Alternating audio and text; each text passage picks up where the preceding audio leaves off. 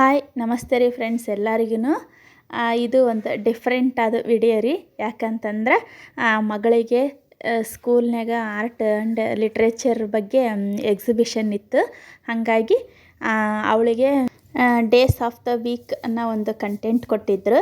ಅಂತಂದ್ರೆ ಆ ಏಜಿನ ಮಕ್ಕಳಿಗೆ ಯಾವ ಅವ್ರು ಎಷ್ಟರ ಮಟ್ಟಿಗೆ ಮೆಂಟಾಲಿಟಿ ಇರ್ತೈತೋ ಅದಕ್ಕೆ ತಕ್ಕಂಗೆ ಕಂಟೆಂಟ್ ಕೊಟ್ಟಿರ್ತಾರೆ.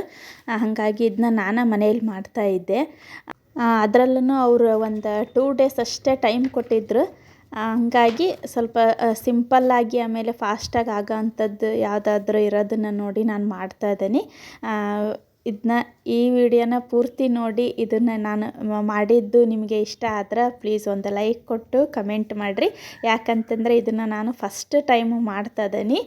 ಅದಕ್ಕೋಸ್ಕರನೇ ಈ ವಿಡಿಯೋ ನಾನು ಹಾಕಿರೋದು. ಫಸ್ಟ್ ಟೈಮ್ ಮಾಡಿದ್ರೂ ಭಾಳ ಚೆನ್ನಾಗಿ ಬಂದೈತಿ ಅಂತ ನನ್ನ ಮನಸ್ಸಿಗೆ ಅನ್ನಿಸ್ತು.